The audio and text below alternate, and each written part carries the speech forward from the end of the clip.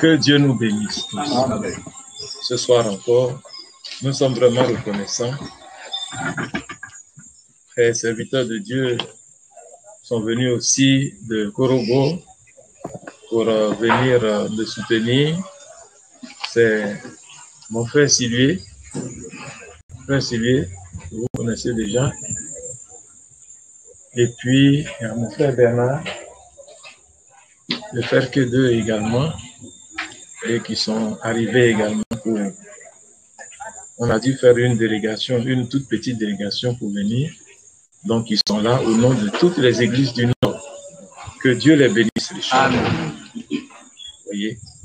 Alors, ce soir, alors que le Seigneur nous donne cette parole et que nous sommes heureux de lire ce que le serviteur de Dieu, lisez les brochures, hein, et lisez les brochures, et puis les circulaires aussi. Frère Franck l'a souvent rappelé, il dit lisez les brochures, parce que c'est ça le message. Amen. Amen. Amen. Amen. C'est ça le message qui a été déposé. Ce n'est pas autre chose, le message. C'est pour ça que nous devons lire. Vous voyez? Et il a dit, si vous voulez interroger, mais convertissez-vous et revenez. Amen. C'est important. Et c'est un peu, ça va dans le sens de ce que nous allons lire ce soir, ensemble, dans le psaume 93, dans le psaume 93,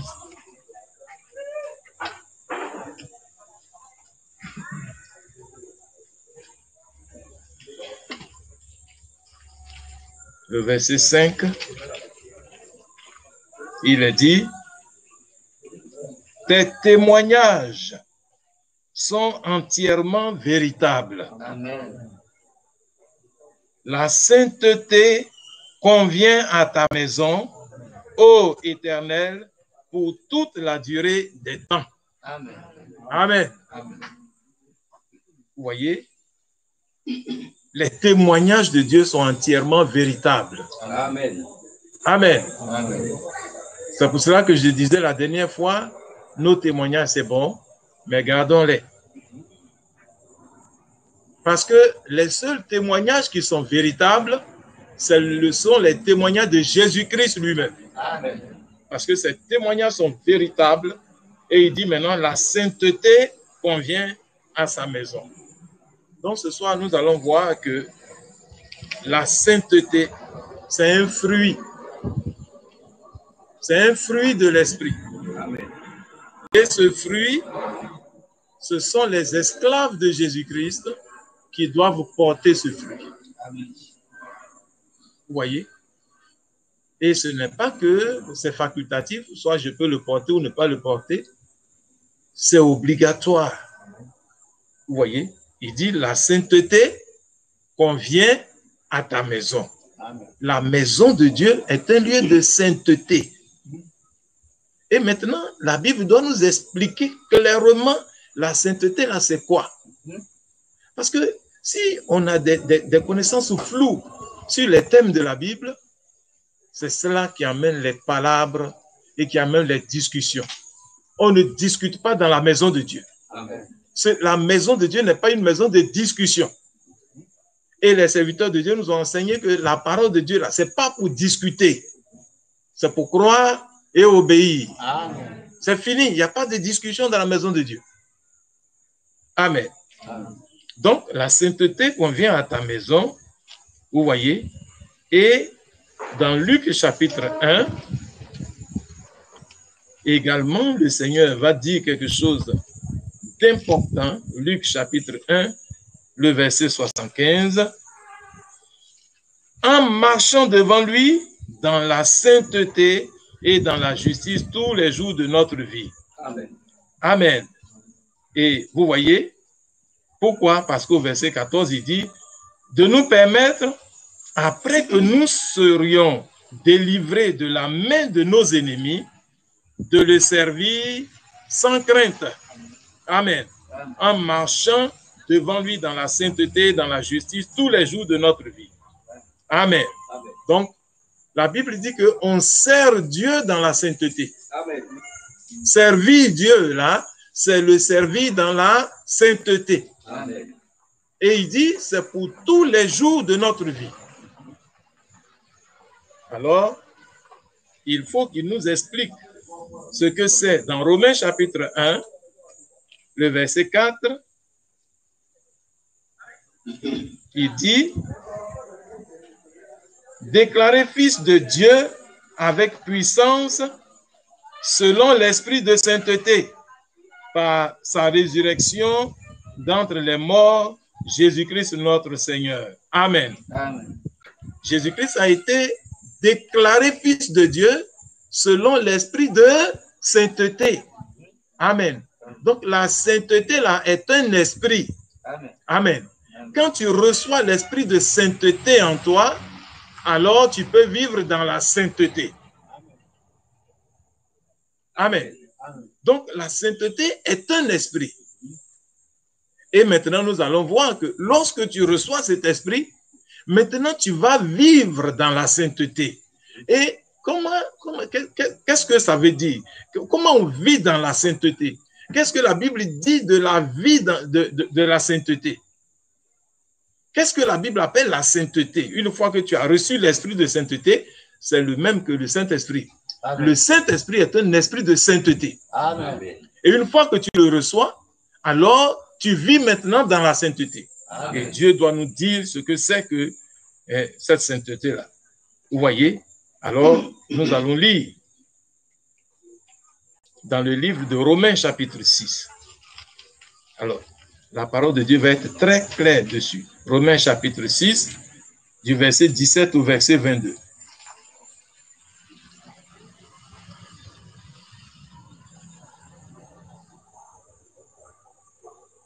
Mais grâce soit rendue à Dieu de ce que, après avoir été esclave du péché, vous avez obéi de cœur à la règle de doctrine dans laquelle vous avez été instruit.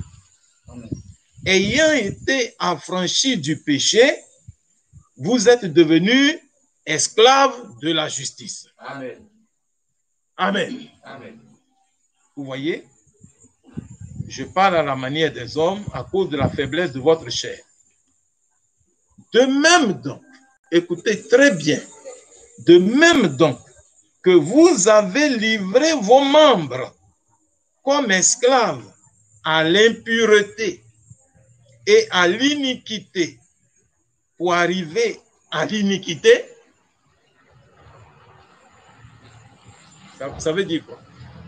L'apôtre Paul dit que l'iniquité, c'est quand tu livres tes membres à l'impureté, alors tu arrives à l'iniquité. C'est-à-dire que l'iniquité, c'est le fait de livrer tes membres à l'impureté.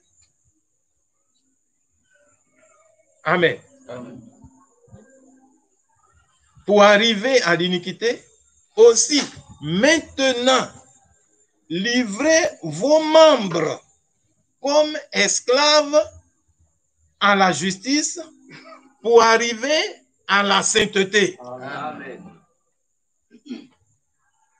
Donc, Paul est en train de nous dire que la sainteté, c'est le fait de livrer tous ces membres-là. Ce n'est pas le fait de jeûner tous les jours et puis tu as changé de visage. Ce n'est pas le fait de te boutonner jusqu'au cou et tout ça. Ce n'est pas ça la sainteté. Il dit la sainteté, c'est le fait de livrer ses membres à la justice de Dieu. Amen. Il n'y a plus de théorie dedans. Tous tes membres, ta bouche, tes yeux, ton corps, tout à Dieu.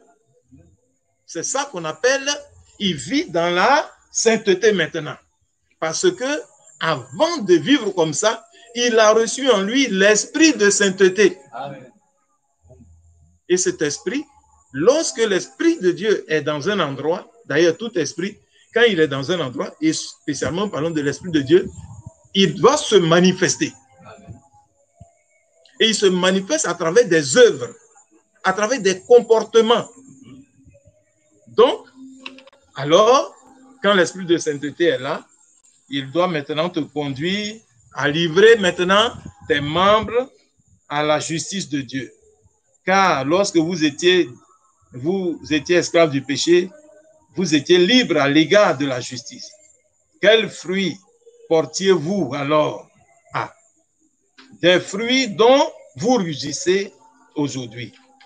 Car la fin de ces choses, c'est la mort. Mais maintenant, étant affranchis du péché et devenus esclaves de Dieu, vous avez pour fruit, voilà, vous avez pour fruit la sainteté. Amen.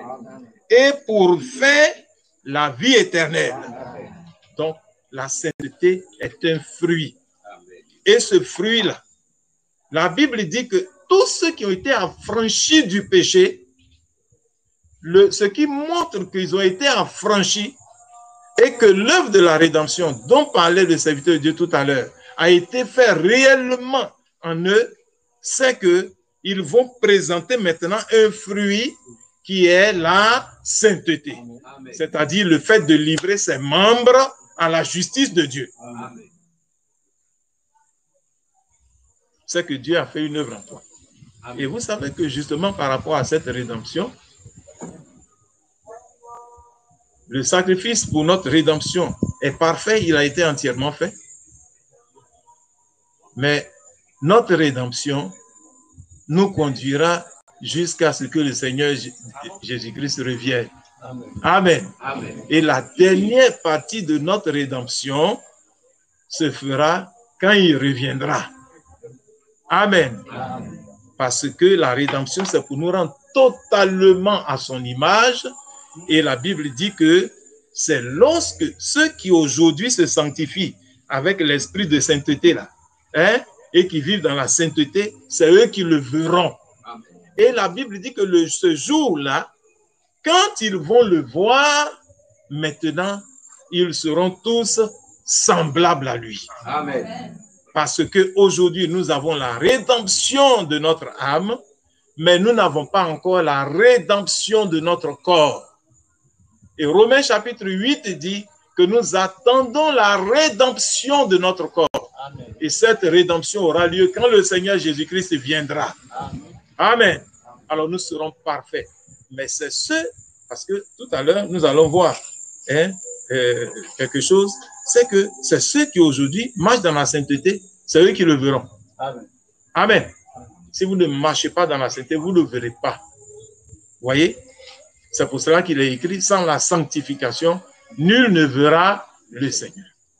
Le verra, là, ça ne veut pas dire que tu n'es pas sauvé. Hein. Parmi ceux qui sont sauvés, il y a ceux qui vont le voir. Quand on dit de le voir, c'est quand il va venir pour nous chercher, pour aller à l'enlèvement. Alors tu ne le verras pas. Amen. Amen. Que Dieu soit béni. Au lieu que nous passions notre temps à dire beaucoup de choses, que ce qui est concret dans la Bible et qui est le message là, il faut que ça nous soit prêché. Amen. Il faut que les théories cessent. Amen. Et la plupart du temps, ce que nous avons remarqué, c'est que les gens parlent de beaucoup de choses.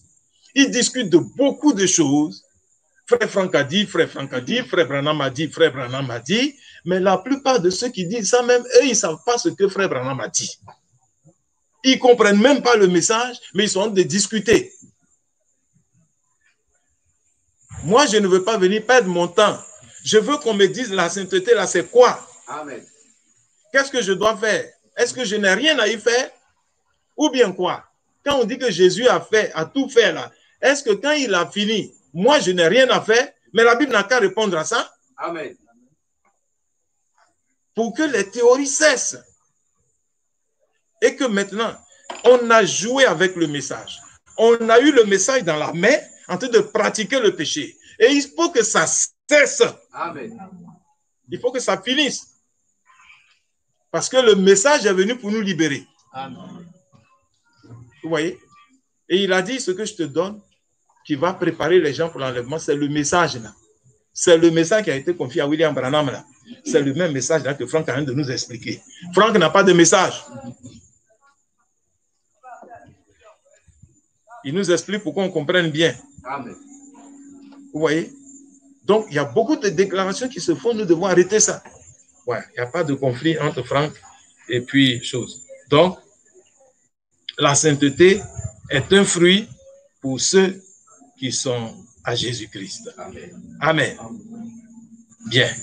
Donc, regardez, frères et sœurs, nous allons lire simplement dans Matthieu chapitre 21, le verset 43. Matthieu chapitre 21. Ce que le Seigneur a dit nous concernant, nous les nations là. Matthieu 21, 43. C'est pourquoi je vous dis, le royaume de Dieu vous sera enlevé et sera donné à une nation qui en rendra les fruits. Amen. Israël ne pouvait pas rendre les fruits du royaume et Dieu a fait la promesse qu'il va susciter un peuple, il va susciter une nation, il va susciter une race nouvelle qui est lui, sa race, et cette race-là va porter les fruits. Vous voyez, quand la première Ève a été déchue de la grâce, Dieu a fait la promesse que la seconde Ève ne tomberait jamais. Et c'est nous qui sommes la seconde Ève. Amen. Et il dit, cette nation qui va venir là, par quoi on va les remarquer? Ils vont rendre les fruits du royaume qu'Israël n'a pas pu porter là. Eux, ils peuvent rendre ça. Et il s'agit de nous. Amen. Que Dieu nous aide. Et que l'église ne soit pas un endroit, ou bien nos réunions ne soient pas des endroits où on vient simplement pour faire acte de présence. Et puis quand on vient,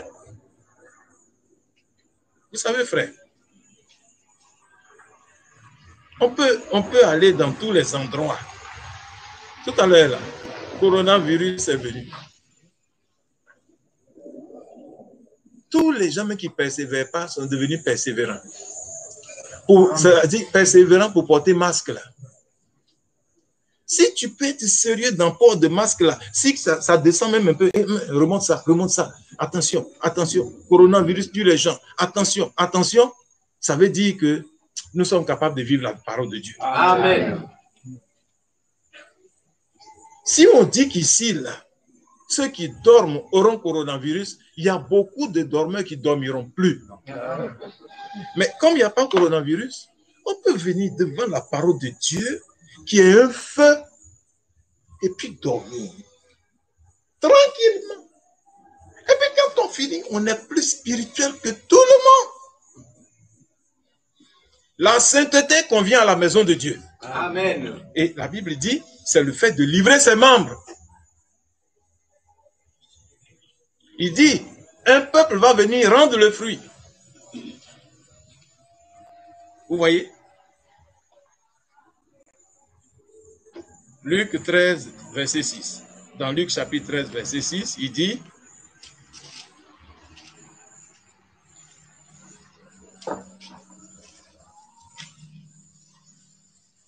il dit aussi cette parabole.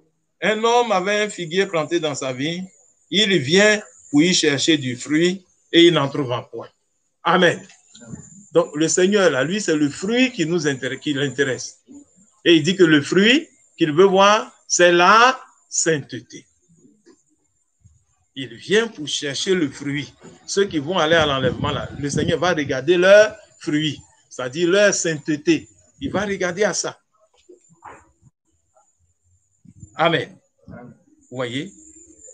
Et dans le livre de Jean, chapitre 15, Jean, chapitre 15,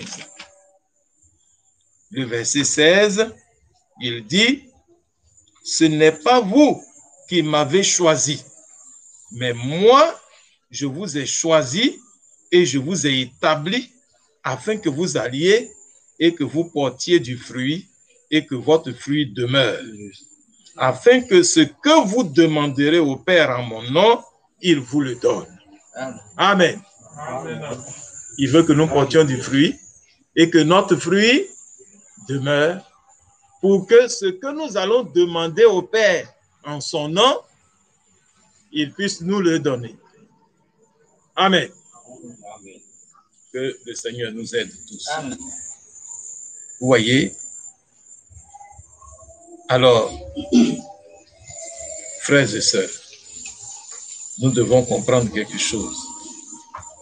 c'est que voilà ce que la Bible dit concernant la sainteté. Avant, tu as livré tes membres au péché. Tu prenais tes mains, tu faisais beaucoup de choses avec tes pieds, ton corps, et tout ton corps là, tu prenais ça pour faire un ensemble de choses que Dieu n'aime pas. Et il dit, maintenant, vous avez été affranchis du péché. C'est-à-dire, Dieu vous a libéré de l'emprise du péché. Amen. Vous voyez, frères et sœurs, la Bible emploie un langage spirituel sérieux, profond. Un langage spirituel sérieux, profond, que chacun de nous doit comprendre. Parce que quand tu ne comprends pas le langage spirituel, tu ne peux pas te libérer. Vous voyez? Mais quand tu commences à le comprendre, ce qui a été écrit dans la Bible va s'accomplir pour toi. C'est-à-dire que tu vas comprendre une chose, c'est que vous connaîtrez la vérité et la vérité vous affranchira. Amen. Quand tu connais la vérité, elle te libère. Amen. La vérité te libère. Vous savez, ce n'est pas nos pratiques religieuses qui nous libèrent. C'est la foi en la vérité qui va nous libérer. Regardez, je vais vous lire un passage. Je vais vous lire un passage pour que vous puissiez comprendre ce que Dieu a fait de vous. Ce que Dieu a fait de chacun de nous. Amen. Je vais vous lire un passage et que chacun comprenne ça. Je vais lire dans Romains chapitre 7, le verset 5 à 6. Romains 7, 5 à 6. Car lorsque nous étions dans la chair, Amen. Le verbe être ici, là, est conjugué au passé, non? Lorsque nous étions dans la chair. Bon, retenez l'expression dans la chair. Si on veut la comprendre de manière littérale, est-ce que actuellement nous sommes assis là, on n'est pas dans la chair? On est dans la chair, non? Bien. Maintenant, il faut comprendre ce que Paul a de dire. Qu'est-ce qu'il dit ici? Mais si nous sommes encore dans la chair, et que c'est de cette chair-là dont il parle, il ne devait pas mettre, lorsque nous étions, il devait mettre ça au présent. Mais il dit lorsque nous étions dans la chair. Donc ça veut dire que être dans la chair ici change de sens. Ça veut dire quelque chose de profond. Qu'est-ce que ça veut dire? Tout à l'heure on va voir. Car lorsque nous étions dans la chair, les passions des péchés provoqués par la loi agissaient dans nos membres, de sorte que nous portions des fruits pour la mort. Amen. Amen. Maintenant, regardez ce qui va suivre. Mais maintenant, alléluia. Amen. La parole de Dieu est merveilleuse. Donc, ça veut dire que nous ne sommes plus dans la chair.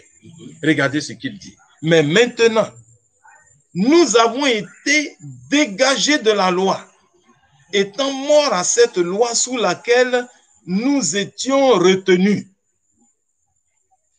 Amen. Amen. Bon, la loi dont Paul parle ici, là, c'est quelle loi? Parce que si tu ne comprends pas les choses de Dieu de manière spirituelle, tu vas faire un contresens et tu vas expliquer n'importe quoi. Et tu vas dire ce que le prophète n'a pas dit, tu vas prêcher une prédication remplie de bizarreries. Bon, il dit lorsque nous étions dans la chair. Mais ça veut dire que, il dit maintenant nous avons été dégagés de la loi. Quelle loi? Nous avons été dégagés de quelle loi? Ce n'est pas la loi de Moïse ici, hein? Alors, si tu penses que c'est la loi de Moïse, ça veut dire que nous ne sommes plus obligés d'obéir à la loi, c'est ça? Et c'est ce que beaucoup prennent pour raconter n'importe quoi.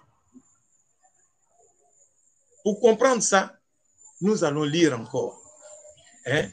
Dans le même livre de Romains, l'apôtre Paul, il fait une suite logique. Regardez, Romains chapitre 8, verset 2. Il n'y a donc maintenant aucune condamnation pour ceux qui sont en Jésus-Christ. En effet, la loi de l'esprit de vie en Jésus-Christ m'a affranchi de la loi du péché et de la mort. Amen. Amen. Amen. Voici la loi dont nous avons été dégagés. Nous sommes maintenant dégagés de la loi du péché et de la mort. C'est ce que Jésus-Christ a fait pour nous. Amen. Oh, frères et sœurs, c'est merveilleux ça. C'est pour ça que Paul dit, quand nous étions dans la chair, les passions et tout ça régnaient dans nos membres, mais maintenant nous avons été dégagés de la loi. Étant morts à cette loi sous laquelle nous étions retenus. Maintenant nous sommes morts à quoi? À la loi du péché qui nous retenait esclaves. Amen. Nous sommes morts à cette loi-là. Il dit maintenant nous avons été affranchis, vous voyez, de la loi du péché et de la mort. Amen. Et maintenant, et il dit désormais, qu'est-ce qui va se passer? De sorte que nous servons sous le régime nouveau de l'esprit et non de la lettre qui a vieilli. Nous sommes maintenant sous un régime nouveau. Et le régime nouveau, c'est le régime de la loi de l'esprit de vie en Jésus-Christ. Cette loi de l'esprit de vie, depuis que Christ est mort, quand tu crois réellement la loi de l'esprit de vie, si ta foi est réelle, elle entre en toi et elle libère ton cœur de la loi du péché et de la mort. Amen. Elle vient par la foi et elle te libère du péché et de la mort. Tu volais, tu vivais dans la débauche, tu vivais dans n'importe quoi. Et puis tout ça, on te parlait, on te donnait des conseils. Et puis tout ça, tu ne pouvais pas changer. Mais la loi de l'esprit de vie en Jésus-Christ seul peut faire le travail pour mettre fin à ça. Amen. Aucun conseil de quelqu'un. Amen. C'est pour ça qu'il faut prêcher cette parole. Que ce qui s'est passé à Golgotha, c'est que Christ nous a affranchis de la loi du péché et de la mort. Et que maintenant, nous sommes dégagés de cette loi. Nous sommes libérés de cette loi. Il n'y a plus de raison que nous vivions dans le péché. Amen. La rédemption ne s'accommode pas de ça. La vraie foi te fait comprendre que Christ t'a dégagé de la loi du péché et de la mort. Amen. Et que maintenant tu es sous le régime nouveau de l'esprit, la loi de l'esprit de vie en Jésus-Christ là. Tu es sous ce régime maintenant. Ça veut dire que toi qui étais assujetti au péché, tu es devenu le dominateur du péché maintenant. Amen. On ne te reconnaît plus. On dit c'est pas lui là qui était là avant là. Oui, c'est avant c'était lui. Maintenant ce n'est plus lui. Amen. Parce qu'il a compris et il a été quoi? Affranchi, libéré. Pour qu'on ne se cache plus pour vivre dans le péché et puis venir jouer au spirituel. Et un seul peut faire ça, c'est le Saint-Esprit lui-même. Qui peut nous affranchir de tout cela. Et nous aurons accès à cette grâce de notre libération par la foi que nous plaçons dans l'œuvre rédemptrice de Jésus-Christ. Parce que quand tu dis je crois là, il faut savoir en quoi tu crois. Tu crois quoi? Mais voilà ce que tu crois. C'est que tu es libéré maintenant. Amen. Voilà ce que tu dois croire. Amen. Que tu as été dégagé de la loi du péché et de la mort. C'est ce que tu dois croire. Et que le péché et la mort là, ne doivent plus te dominer. Vous voyez? Donc, maintenant, Dieu va te demander, puisque c'est comme ça, que j'étais affranchi là, maintenant il y a la part qui te revient. Il dit, maintenant, toi, tu dois vivre dans la sainteté. Il y a la force que j'ai mis en toi. Si tu crois, cette force, elle vient en toi par la foi. Ça ne vient pas par jeûne et prière. Ça vient par la foi. Alors, une fois que c'est venu, il dit maintenant, qu'est-ce que tu dois faire? Livre tes membres, toi, moi, livrons nos membres à la justice de Dieu.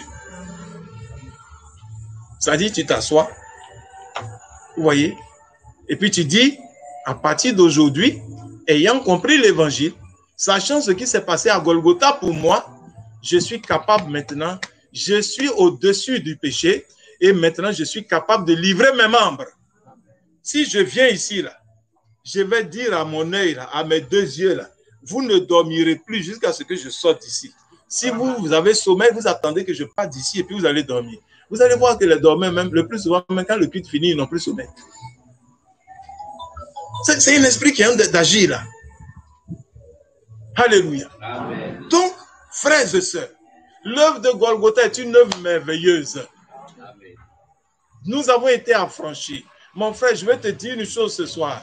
Non, ne pense pas que tu es maudit. Ne pense pas que tu es incapable.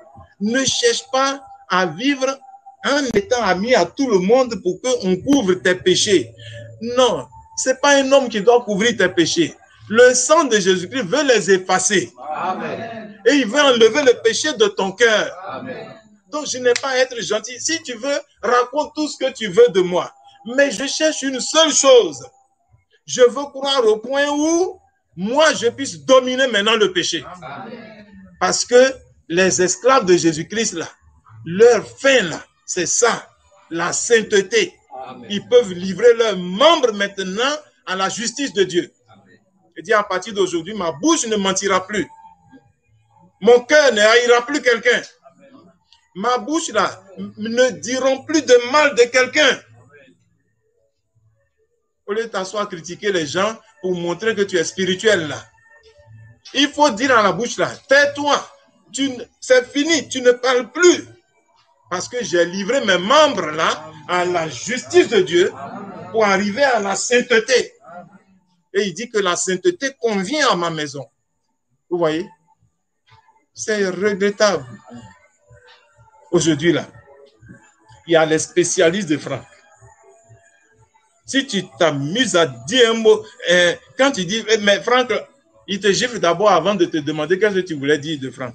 Lui-même, il ne sait pas, alors que tu voulais dire du bien de Franck, mais il t'a giflé d'abord déjà. Tu dis, tu voulais dire quoi? Il dit, non, je voulais dire que c'est un grand serviteur. Il dit, ah bon, tu as eu la chance. Sinon, il allait te gifler 2 fois encore. Il y a des spécialistes comme ça. Mais il n'a qu'à expliquer ce que le prophète a dit. Et puis Franck a rien de bien nous expliquer là. Il ne connaît pas. La seule chose qu'il connaît, Franck a dit, frère Franck dit, frère Franck dit. Frère Franck dit quoi? Frère Franck dit ce qui est dans la Bible. Amen. Que la sainteté convient à la maison de Dieu. Amen. Que les médisances, les critiques dans l'église, là, c'est que tu n'as pas encore livré tes membres au péché, à la justice de Dieu. Amen. Vous voyez? Alors, on continue de vivre dans la débauche, dans le mensonge, dans n'importe quoi, en cachette. Il y a du travail à faire. Est-ce qu'on a, dans ça là, on a insulté quelqu'un? On n'a pas insulté quelqu'un. On a vu le mercredi. Quand tu vois que ces choses sont en toi, c'est que la crainte de Dieu n'est pas encore dans ton cœur. Alors tu vas dire, Seigneur, mets ta crainte en moi. Amen. Seigneur, aide-moi. C'est le Seigneur seul qui peut nous aider. Il faut qu'on aille à ses pieds et qu'il puisse nous aider, qu'il puisse nous soutenir. Vous voyez? Donc, c'est pour cela qu'il dit que la sainteté convient à sa maison et nous devons livrer nos membres maintenant à la justice de Dieu. Vous voyez? Dans Jacques chapitre 3, le verset 18, il a dit, le fruit de la justice est semé dans la paix par ceux qui recherchent la paix. Amen. Amen. Vous savez, quand tu marches dans la sainteté, partout où tu vas, tu recherches la paix. Amen. Le fruit de la justice là, est semé dans la paix par ceux qui recherchent la paix. Un chrétien, il recherche toujours la paix. Il ne recherche pas les querelles. Il ne recherche pas les discussions, les choses vaines, les choses stériles. Son but là, il sait que mes membres là doivent être livrés à la justice de Dieu. Vous voyez? Et c'est ce qu'il a dit dans Romains chapitre 12. Il dit le véritable culte là, c'est ça. Le vrai culte qu'on offre à Dieu, ce n'est pas de fermer les choses, les yeux et puis de lever les mains. Mais je vous exhorte donc, mes frères, Romains 12, 1, par les compassions de Dieu, à offrir vos corps comme un sacrifice vivant, saint, agréable à Dieu, ce qui sera de votre part un culte raisonnable.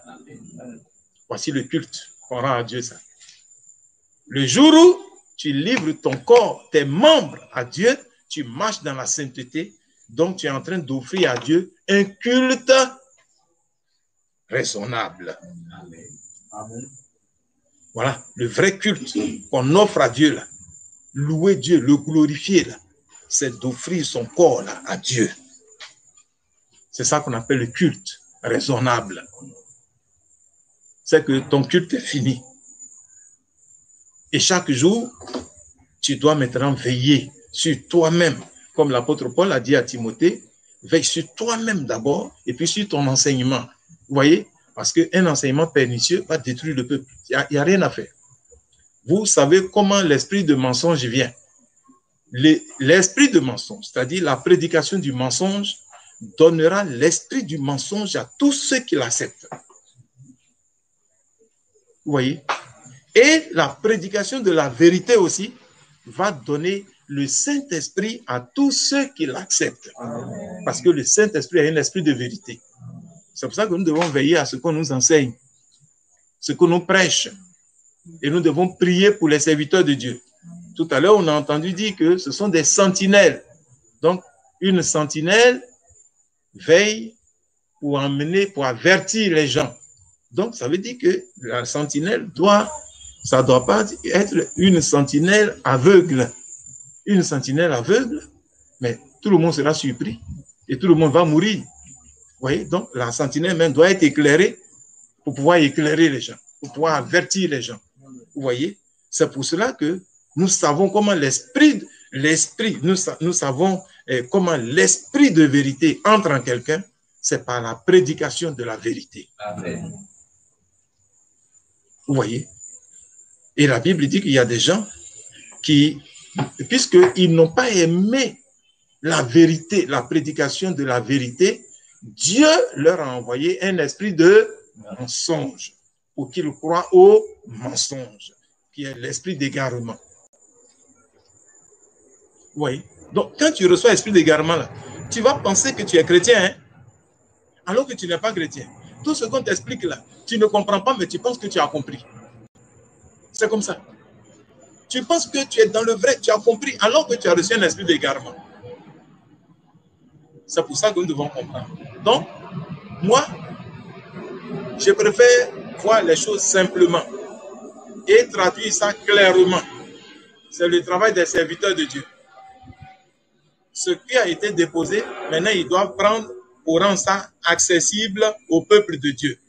Donc, avant de rendre ça accessible, nous-mêmes, on doit bien comprendre d'abord et puis rendre ça accessible. Donc, vous avez compris maintenant que la sainteté, là, c'est le fait de livrer ses membres à la justice de Dieu. Donc, Dieu a fait une œuvre de rédemption en nous. Si quelqu'un dit, moi j'ai la rédemption, je crois en la rédemption, et que personne ne peut m'empêcher de croire, je sais ce que c'est que la rédemption, et tout cela, c'est très bien. Mais c'est de la théorie. Et la rédemption, là, elle te pousse à livrer tes membres à la justice de Dieu. Si ça y est en toi, tout à l'heure, je disais que quand l'Esprit de Dieu est quelque part, il doit se manifester. Amen. Si ça y est en toi, ça va se manifester. Amen. Et puis, ça va t'amener à comprendre que, bon, j'ai cru l'évangile, je passe à la deuxième étape, c'est mon identification à Christ. Après avoir cru ce qu'il a fait pour moi, lui, il s'est identifié à moi. Hein? Il est devenu pécheur pour prendre ma place, pour que moi, je devienne comme lui. Donc, il s'est identifié à moi. Moi aussi, je dois m'identifier à lui. Voilà. Et m'identifier à lui, c'est de commencer à vivre comme il a vécu. Voilà. Et c'est ce qu'il me demande. Quand vous avez cru, offrez maintenant vos corps. Et il dit qu'il peut nous soutenir dans ça. Amen. Frères et sœurs. Et c'est ça, la sainteté. Simplement, c'est offrir ses membres. Tous mes membres, j'offre ça au Seigneur Jésus-Christ et je lui dis, garde-moi, Seigneur. Amen. Amen. Le sacrifice que nous sommes, Jésus-Christ est capable de le garder. Amen. Donc, qu'est-ce que je fais? Je lui fais confiance. je lui fais confiance pour qu'il me garde. Parce que moi-même, je ne peux pas me garder. La seule manière de me garder, c'est d'avoir la foi que lui, il peut me garder. Alors, si c'est lui qui va me garder, alors je suis convaincu que je serai gardé par lui. Et je crois ça de tout mon cœur. Donc, dès cet instant, je crois que moi, je peux offrir mon corps à Dieu. Tout ce qu'on a dit du passé, ce n'est plus moi. Mais aujourd'hui, je suis capable de vivre la vie de Dieu. C'est comme ça que le chrétien croit. Et puis il se lève et puis il offre ses membres à Dieu pour vivre dans la sainteté. Et c'est ça que le Seigneur nous demande, frères et sœurs. Et c'est ceux qui seront en train de vivre ainsi, quand l'enlèvement va venir, le Seigneur va les enlever. Amen. Et c'est quand ils seront enlevés que maintenant, ils seront semblables à lui. C'est-à-dire, ils vont revêtir le corps, parce qu'il est en train de nous conduire à la gloire. Donc, ils vont revêtir le corps glorifié qu'il a eu aussi. Donc, nous serons semblables à lui. C'est-à-dire, nous aurons le même corps que lui. Alors, ce jour-là, notre rédemption sera complète. Lisez bien les hommes de Dieu. Des gens comme les frères Franck, il ne faut pas prendre leur nom pour passer dans les frères Franck à dire, frère, lis profondément. Je vous dis, c'est une mine d'or. Il faut aller dedans. Il y a des choses dedans. Il faut faire attention. Alors, il faut bien comprendre ça. C'est ça. Plus de faire de la propagande. On n'a pas... Qu'est-ce qu'il dit? Mais quand il finit d'expliquer ça là, toi-même tu es libéré en même temps. Amen. La parole de Dieu libère. Amen. Et nous devons comprendre ça. Vous voyez? Et la foi vient de ce qu'on entend. On peut prier pour la foi. On peut prier et puis dire, Seigneur, accorde-moi la foi. Mais on prie pour toi. Si tu viens t'asseoir ici et puis tu dors, tu n'auras jamais la foi. Tu ne vas jamais grandir dans le Seigneur. Tu seras toujours la même personne. Tu ne changeras jamais. Parce que la foi, la Bible dit que la foi vient de ce qu'on entend. Et que c'est le Seigneur qui suscite la foi. Et quand il va susciter, c'est lui-même qui va mener ça à la perfection. Bon, ça doit commencer par la parole que tu vas recevoir. Tu dors. Et puis tu te lèves. Quand tu te réveilles, tu dis tu as la foi. Tu mens. La foi, là, ce n'est pas toi qui dis que j'ai la foi. La foi, là, c'est Dieu qui suscite en toi. Amen. On te voit toujours, tu dors, tu n'as pas la foi. Il ne faut pas mentir. La foi ne vient pas par le sommeil. La foi vient de ce qu'on attend. La Bible dit que Lydie était là, en train d'écouter la parole. Elle écoutait avec attention. C'est en ce moment que Dieu a fait quelque chose. Le dimanche, je parlerai de la... Quand on parle du salut, là, Dieu fait deux choses. Ici, avant de circoncire le cœur, il circoncit d'abord l'oreille. Amen. Voilà. Donc, si tu ne connais pas ça, et puis frère Franck a dit quoi? C'est ce qu'il a dit là que je suis en train de dire. Avant que ta parole rentre dans ton cœur, si tu n'es pas attentif pour que Dieu circoncise ton oreille, il ne va jamais circoncire ton cœur. Alors, et avec des choses comme ça, là, on va jouer avec ça. Alors, et puis on dit, on prêche jusqu'à quelqu'un dort, il se réveille. On dit, quels sont ceux qui veulent prendre leur baptême? Parce qu'il y a des gens comme ça, hein, les porteurs d'uniforme pour prendre baptême, là, il y en a plein. On la réveille, on dit qu'on va prendre baptême, et puis il lève le doigt. Et puis quand on leur demande, il dit, est-ce que baptême là, est-ce qu'il y a un coup de baptême? On dit non, il n'y a pas de coup de baptême. Ah non, il dit, il veut prendre baptême, donne-lui baptême. Il a entendu quoi et puis tu lui donnes baptême. Hein? Est-ce qu'on prend baptême avant d'être sauvé? Non. C'est ceux qui sont sauvés qui prennent leur baptême. Amen. Et puis on te pose question maintenant. Oui, tu veux prendre baptême, pourquoi? Ah, il dit que non, c'est mon papa qui dit de prendre baptême. Pour que à l'église là, si tu ne prends pas ton baptême, si tu es une sœur, on ne va pas te donner la sœur. Si tu es une sœur aussi, tu n'auras pas un chrétien. Et comme tu as de convoiter un frère, tu prends baptême, pourquoi on dit que tu es chrétien? Il y a des bêtises comme ça qui sont dans les églises. Alors, quand on t'a baptisé comme ça, là, toi tu es chrétien comme ça. Que Dieu nous aide. Amen. Et nous disons ces choses, ce n'est pas pour condamner quelqu'un, c'est pour que nous voyions les mots qui sont en nous. Quand il y a le mal en toi, là, tu te regardes en face et puis tu dis, voici ce qui est en moi. Il faut que ça change. C'est là que ça va changer. Si tu n'as pas le désir de changer, tu ne changeras jamais. Voilà. Donc, nous ne devons pas avoir peur, nous ne devons pas avoir honte de reconnaître ce qui est en nous. Et puis aller au pied du Seigneur. Et lui dire, Seigneur, viens à notre secours. Que Dieu nous aide. Et que quand nous allons sortir, nous commencions à pratiquer la sainteté. Livrer nos membres à la justice de Dieu. Parce que le sacrifice de Jésus nous en a rendu maintenant capables. Que Dieu vous bénisse.